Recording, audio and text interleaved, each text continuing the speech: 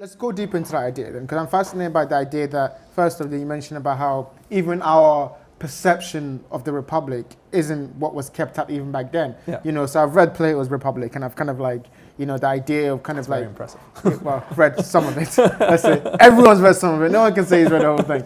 But I've read from what I understood about it, the ideal of what the state and what it should be is there, and even there it talks about all the ways that it could, you know, fall down and, you know, not live up to the expectation. Yeah. And you mentioned about how even Rome, even when they were trying to implement that, don't really live up to that, and the kind of democratic process that we think is, you know, we fall short of, even they did too. Yeah. So the question I had immediately when you said that was that, then is there a thing where it's like an almost a thing you're always reaching for, this idea of like pure democracy, or you'll never really have a pure democracy because the way the systems are set up, even in Rome, the people with the most property will have the most votes. In here, people with the most influence will have the most votes. Yeah. If you get into parliament, you have to have some sort of money or some sort of like idea of wealth or connections to get in. So there is a gatekeeping implicit in the idea, which makes it not fully democratic. Is it a thing where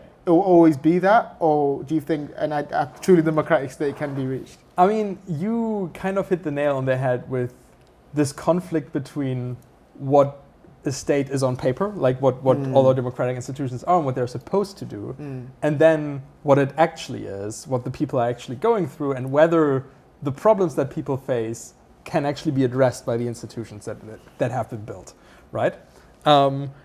And the Romans faced that problem over and over again, and it was actually a large contributor to the collapse of the Republic. So I guess to kind of like, first of all, set the framework a little more about like how the Romans tried to address, you know, different issues, how they tried to anticipate those issues in their structures.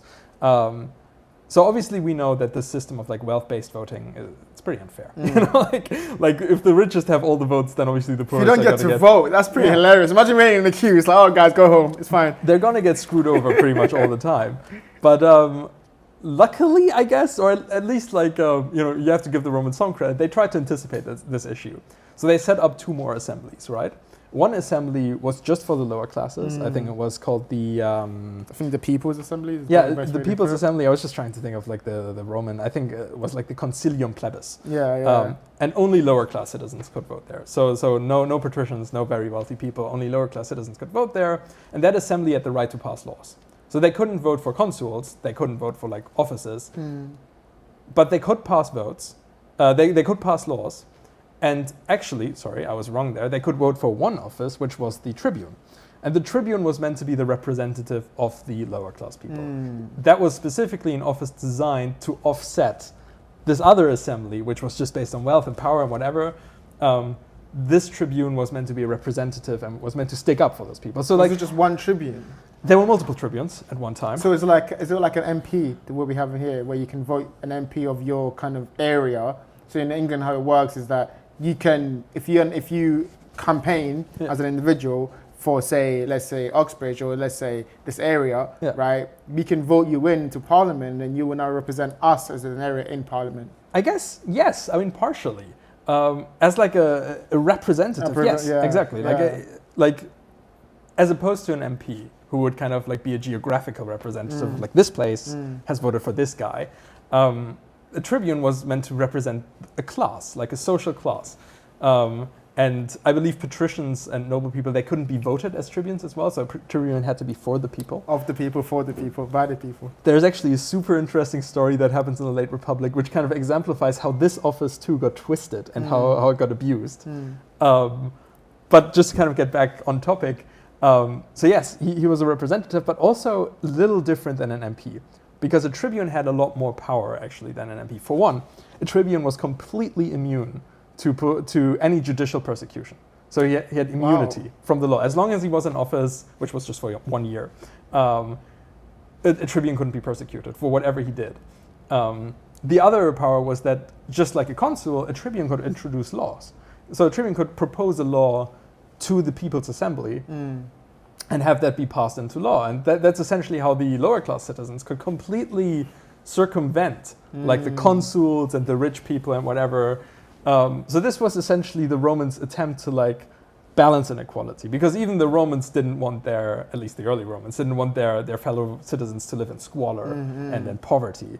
And they knew that this would probably cause a lot of instability if like some people had nothing and a few people had a lot. So that was their attempt, right? However, this kind of, like everything else, eroded as well later on in the Republic. Sorry, I'm not sure if I'm answering your question. You're answering my question. You're leading on to the next question, so keep going. Okay. Finish up this point. This is a fantastic story. You're gonna love this. So later on in the Republic, the people, like the people in charge, the powerful people, the rich people, they realized how much power a tribune actually has. And they started to kind of like abuse that. They started to kind of like try to put in their own people, put in people who are sympathetic to their cause into tribune positions. And this kind of reached like a high point with a guy named Clodius Pulcher, who is just like the most entertaining guy in Roman history ever. So Clodius Pulcher was a patrician, so a nobleman, very wealthy, apparently very handsome. Pulcher means like handsome, I guess.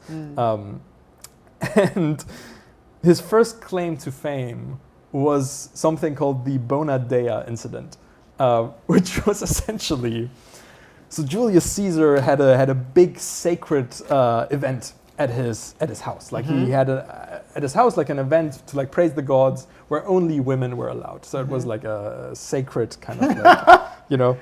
And this guy Clodius Pulcher, dressed up as a woman, snuck into Julius Caesar's house and apparently screwed Julius Caesar's wife at that event. And he got caught. He got put in front of a jury. He got put in front of like he got persecuted. Everybody was outraged. Everybody was like, "What are you doing, man? Like, what is like? First of all, dressing up as a woman, which like Romans feel is like, oh, that's already terrible. But then you sleep with another man's wife at a holy festival, like a sacred." And Julius Caesar. Julius the guys Caesar. will be heads kidnapped. Yeah, anyway, Exactly. So like this dude already off to a good start. Makes himself a bunch of enemies just through that alone, namely Cicero, who absolutely hates this guy. Like Cicero stands for Republican values and like, you know, being like morally upright. This guy Clodius Pulcher obviously stands for everything Cicero despises, so Cicero actually testifies against him in the court case and makes himself pretty much an enemy for life in Clodius Pulcher. Because, Cicero like had a bunch of troubles like during his consulship. There was the Catiline conspiracy in 63 BC, where a guy named Catiline, he tried to overthrow the Republic and tried to kind of like instate himself, and Cicero stopped it. Cicero managed to like uncover it.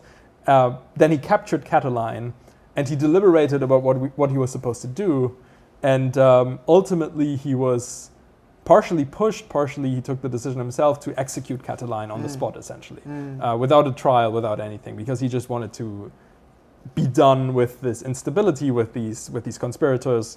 So Clodius Pulcher, a few years later, is like, okay, you know what, I'm going to get Cicero back for what he did to me at the trial, so I'm going to let myself be voted in as tribune. Now, an issue number one is that Clodius Pulcher is a very wealthy man from a very wealthy family, so he would be disqualified. So what he does is he denounces his aristocratic title. He lets himself be adopted by a poor family so that he can now claim to be a plebeian and lets himself voted in as tribune. Right? The first thing he goes undercover amongst the poor. The first thing he does is he passes a law that retroactively makes the execution of Catiline illegal. So now Cicero is now Cicero is now a criminal. Cicero gets exiled for this. His house, I mean, the thing is when you get exiled, I'm not quite sure what happens, but like obviously you're no longer in your house and you can't hold property.